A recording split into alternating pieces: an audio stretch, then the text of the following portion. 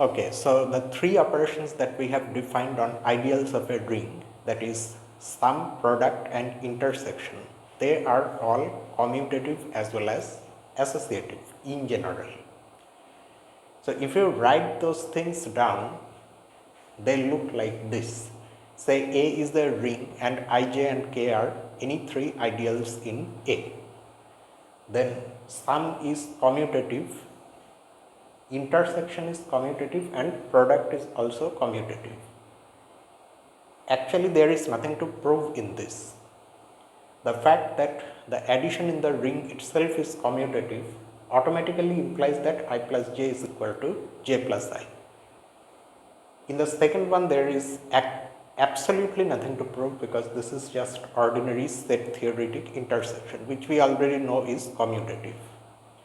For the third one, you recall that our rings are rings in which multiplication is commutative. So from that and from the fact that addition is commutative, it follows that Ij is equal to Ji. Next comes associativity, which of course would involve three ideals instead of two. What about this? Addition of ideals is associative. This follows directly from the fact that addition in our rings are associative. Actually, in any ring, addition is associative. The second one follows from set theory. Intersection itself is associative of not just ideals but sets in general. But this third one doesn't really seem that obvious. Okay, Ij times K should be equal to I times Jk. Let's prove this. Okay, so this is the proof. In this proof, we first consider the set S of elements like this, x, y, z, where x is coming from I, y is coming from j, and z is coming from k. And then the first observation about this S is that S is contained in this product of ideals, Ij times K. How? You take any element of S, it is x, y, z, okay, which you can also write like x, y times z. You put x, y within brackets and then you write z. Because x is from y and y from I and y is from j, so x, y by definition of Ij is in Ij. And then again, applying that same definition, because x, y is in Ij and z is coming from k, so x, y times z belongs to this. So that's how any element of S is here. So S is a subset of this. Now we already know that this is an ideal of our ring which contains this subset. So the ideal that this subset itself generates, which should be the smallest ideal containing that subset, will itself be contained in this other ideal. And that ideal generated by S is just this product Ijk. You remember that we extended the definition of product of ideals from two ideals to any finite number of ideals. It is that thing.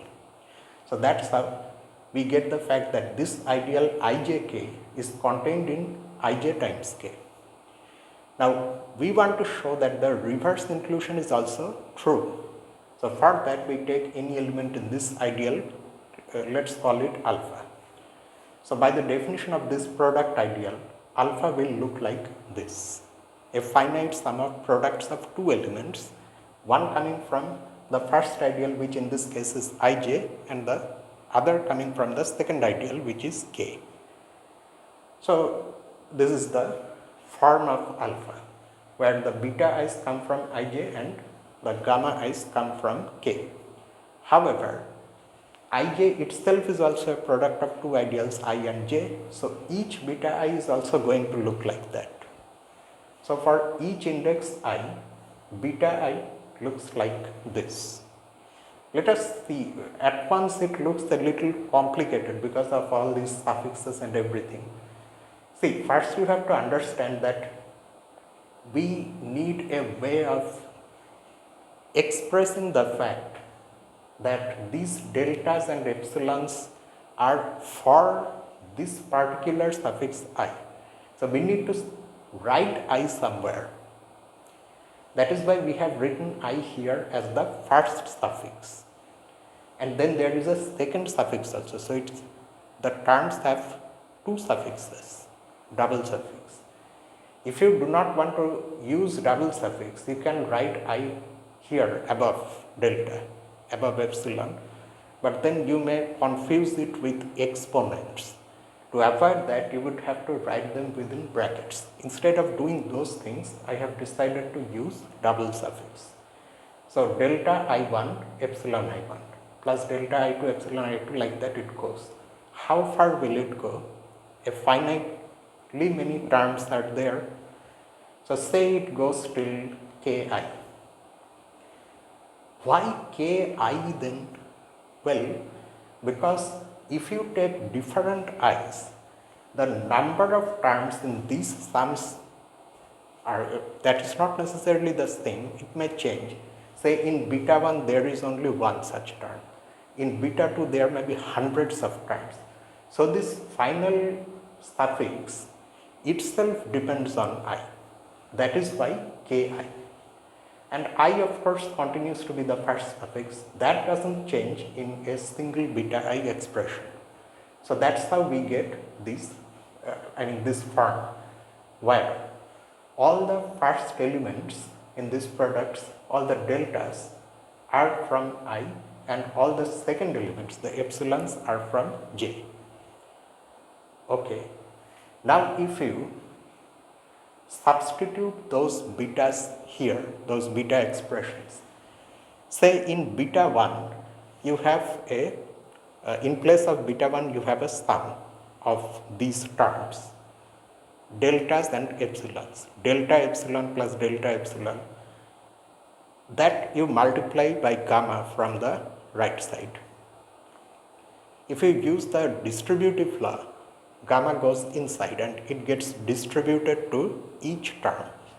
So then after you do that, the elements, the terms in that sum are going to look like what? Delta epsilon gamma.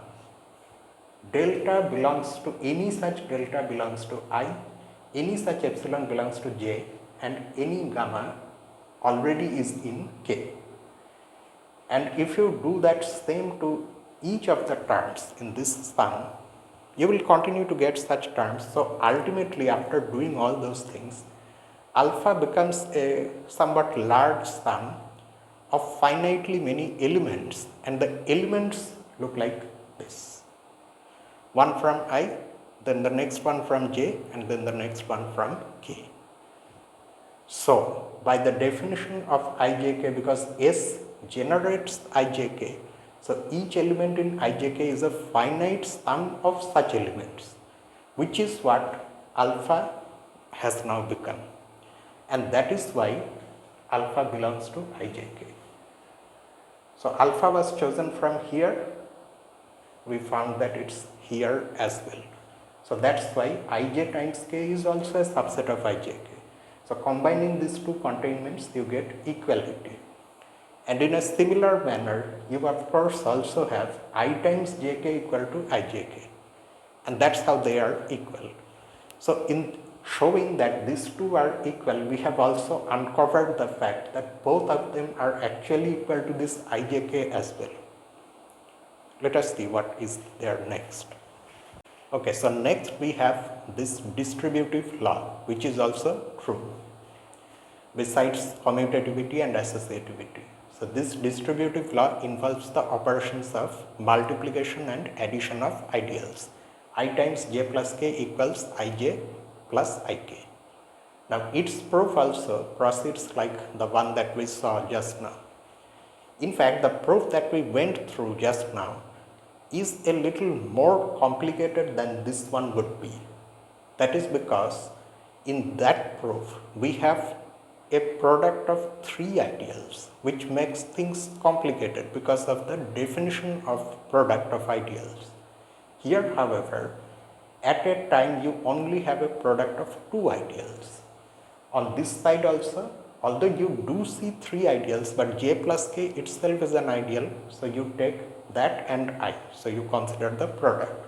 On this side also, just ij and ik. So I am leaving the proof of this to you. You do not have to consider any set, generating set, generating ideals. You do not have to do those things to prove this. You just simply, in a straightforward manner, you take an element on the left hand side, you prove that that element also belongs to this, and then you do the converse. It's absolutely straightforward. So you do this, okay. But if you don't get, you write in the comment section below, then I will do it. Now next we come to the ring of integers. In the ring of integers, something special happens. Here, intersection and addition of ideals distribute over each other. So one of those distributive laws is this, where intersection distributes itself over addition. I intersection j plus k is I intersection j plus I intersection k. But how? We have to prove this. Let's see the proof. So we start the proof by noticing that the ring of integers is a Euclidean ring. Okay, and that's why every ideal is a principal ideal. We already know this fact about Euclidean rings. So these ideals would also be principal ideals. Say I is generated by u, j is generated by v, and k is generated by w, where u, v and w are in general integers, but we can assume without loss of generality that they are non-negative integers. Say if originally I is generated by a negative integer, say -3 for example, then I is also generated by 3. That is why we can assume without loss of generality that the generators are non-negative integers. They can be 0 however, okay, so you have to allow for that possibility. Now what happens if u is 0? So first what we do, we see the easy cases. We handle the easy cases and then we go for the general one. So if u is 0, then the ideal it generates is also the 0 ideal. Do you remember that we have already made the convention of not writing brackets? This 0 in this context represents the 0 ideal, not the 0 element of the ring. But in that case, what happens? If I is the 0 ideal, then its intersection with j plus k would also be the 0 ideal, because the 0 ideal is inside every ideal. So you get 0. But you can write the 0 ideal as 0 plus 0. And 0 is again I intersection j, and 0 is also I intersection k, because I is the 0 ideal. So in this case, our claim is actually true. Next, that means this case is gone. So we can now assume that our u is not 0. Then what happens if v is 0? Something similar happens, not exactly the same thing, but again things get simplified. Then the second ideal j is 0. So now what will happen to our intersection I intersection j plus k? Because j is the 0 ideal. Oh, I made a small mistake here. This will be, yet accordingly there will be other changes also. K, because j is 0. I intersection k. So I should have written like this. Yeah, now it's okay. So what do we now see? Because j is the 0 ideal, so j plus k becomes k. So we now have I intersection k. Now in place of I intersection k, we can write 0 plus I intersection k. And 0 is again I intersection j, because now the ideal j is 0. So that way again our claim is true. Similarly, our claim would also be true if w is 0. And that's why we can now assume that besides u being non-zero, v and w are also non-zero. So u, v and w are now, because of these inequalities, positive integers. So this is where we can use our fundamental theorem of arithmetic to factorize u, v and w. But be careful, any one of them may be 1 also. 1 actually itself does not have a prime factorization. The fundamental theorem of arithmetic tells us that integers greater than 1 have prime factorization. So we have to somehow incorporate that into whatever we are going to write next. So let's see.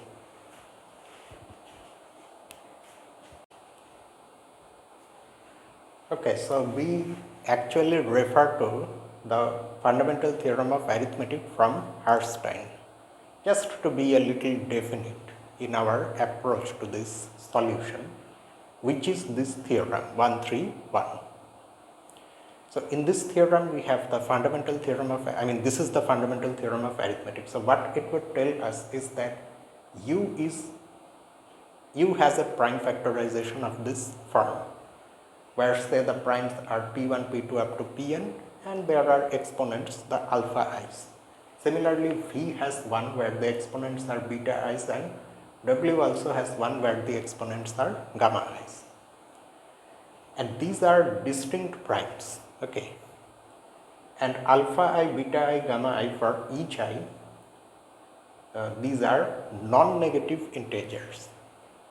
Now, is u equal to 1, that case included in this? Yes, because you have assumed all the alpha i's to be non-negative. So all of them can be 0, and when all of them are 0, this really becomes 1. But in general, it may not be, some of them may not be 0, so then you get higher integer than 1. Similarly for the others. Alright, now what do we do with this? You may remember that in exercise 5 of that same section, the third section, its name is the integers, the third section of the first chapter in Herstein's topics in algebra. There is a method for calculating the GCD and LCM of two integers whose prime factorizations are given. That we are now going to use. So let's see what we get from that.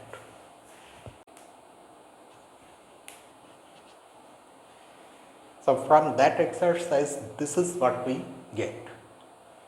LCM of U and GCD of V and W is equal to this. If you go back to the exercise and see what it says, you will see that in order to calculate the LCM of two integers whose prime factorizations are given, the LCM is again an integer with such a prime factorization where the exponent is the maximum of the two exponents that prime has in those factorizations.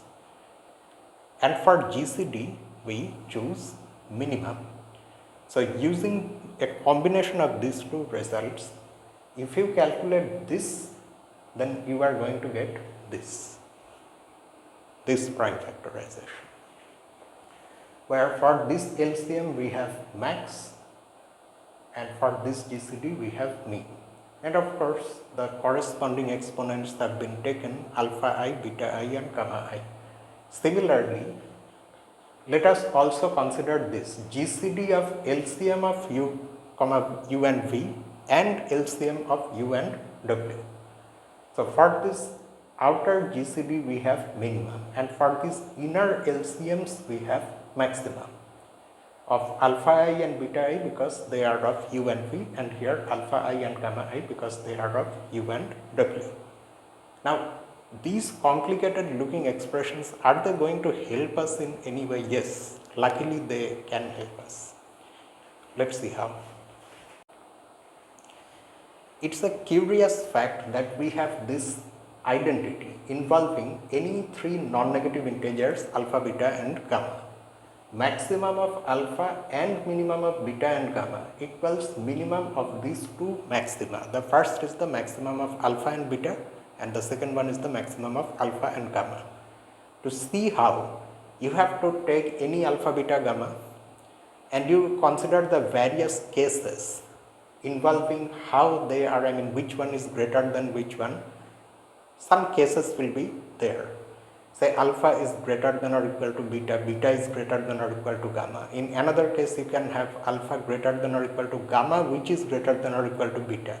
you will see that in all such cases, both the sides are equal.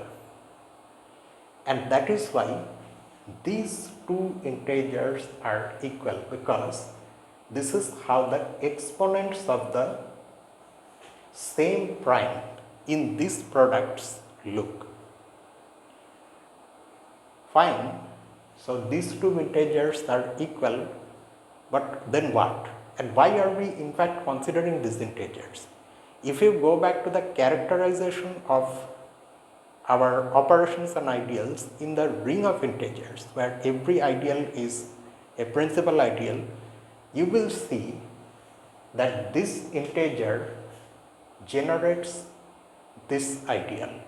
It is the generator of this ideal, and this integer is the generator of this ideal, and that is why they are equal, because these integers are equal. After seeing this proof, you may feel that this is really extremely complicated and probably unnecessary. Maybe you can have an elementary proof where, say, you just consider an element on this side, you show that the element is also here, and then you prove the reverse inclusion. I have tried that, okay. For some reason it failed. Maybe I just mistook something, but I think it cannot be done so easily like that. Okay, but you can try if you want to. If you find a way of proving this which does not have to use these things, then I would like to see that. You write in the comment section below. So let's see what comes next. So what we proved just now is the distributive law that says that intersection distributes itself over addition. But there is that other one also. Addition distributes itself over intersection. So this can also be proved just like the previous one. So I am not going to do it for you. So you try it yourself. And then there is this third one also, I plus j times I intersection j equals ij.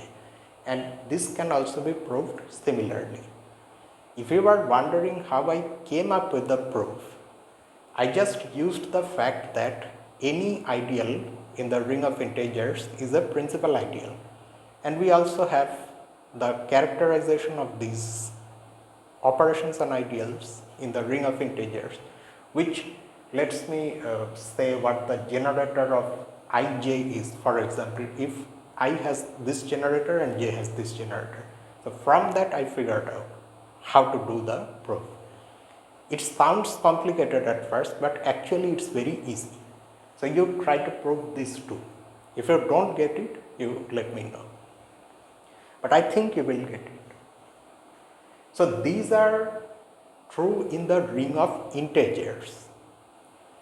But in a general ring, we have this modular law, which is actually the same as the previous one. Intersection distributes itself over addition, but there is a condition, provided that either j is a subset of I, j is contained in I, or k is contained in I. Otherwise, in general, this is not true.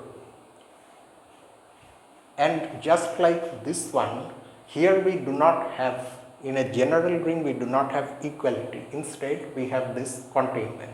I plus j times I intersection j is contained in ij, whose demonstration is pretty easy. You see, in a general ring we have the distributive law, however, which involves multiplication and addition. So by that distributive law, I plus j times I intersection j, you treat this intersection as a single ideal. So you can take this inside the sum, I times I intersection j plus j times I intersection j. Now, if you take any element from this sum, that element would be a sum of two elements, one coming from here and the other one coming from here. Say the element that comes from here is x. So how does x look? X is a sum of finitely many products.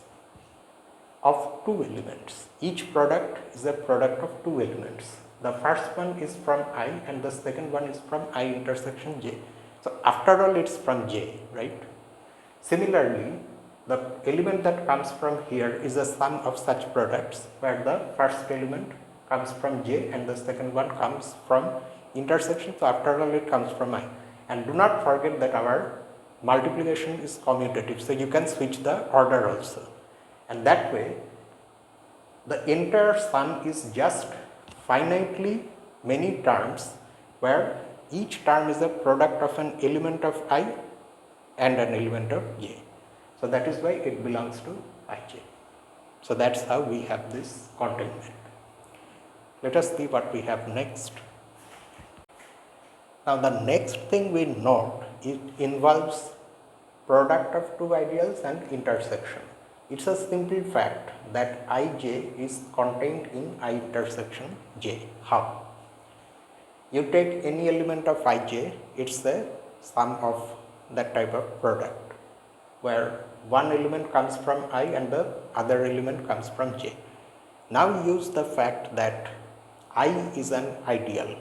So if you multiply any element of I by some element of j, the product should belong to I, because that some element from j is after all in the ring. Similarly, that product also belongs to j because j is also an ideal. So that's how that product is contained in this intersection. So the sum of finitely many such products is also in the intersection. So that's how ij is a subset of I intersection j. And that is why these two would be equal provided I plus j equals the entire ring. Now how is this happening? This is always true. But now if you have this extra condition, what do you get from this? Here in place of ij, you have the entire ring A. And if you have the entire ring A, you see that in that case, if you take this product, you just get I intersection j, nothing else. And that way, you get the fact that I intersection j is also contained in ij. But we already have this containment as well, so they combine to give us this equality. Now, the situation where the sum of I and j equals the whole ring, it has been named something. That's the next thing. So if you have two ideals I and j in a ring, then they will be called co-prime or co-maximal if their sum is the entire ring. So it's a definition. And that is why if two ideals are co-prime, then their intersection equals their product. You may wonder a little about the choice of this name. Co-prime means relatively prime. No? Why has this term co-prime been chosen here? To see why, you go back to the ring of integers, and there you see what the generators of these ideals are. I intersection j, ij, and also I plus j. From that you will realize why we are calling them co-prime in this situation.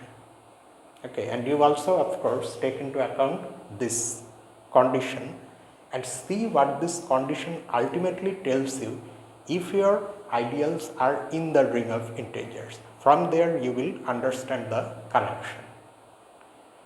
And then there is finally this remark: I and j are co-prime if and only if there exist elements x in I and y in j such that x plus y equals the identity element of the ring. To see why, say one half of this is very easy.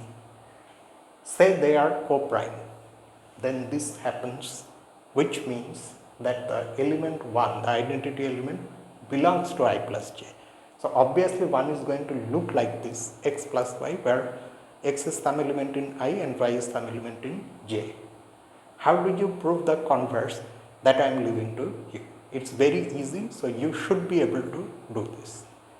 And let's just end the video here itself. And tomorrow also we have our upload. I think tomorrow we have either calculus or physics. Yeah, I think it is that. So if it is that, because we did calculus last week, so tomorrow let's do physics. So with that, I just end things here. So see you tomorrow with another upload. Until then, this is me, Lucifer from A Mathematical Room. Have a nice day.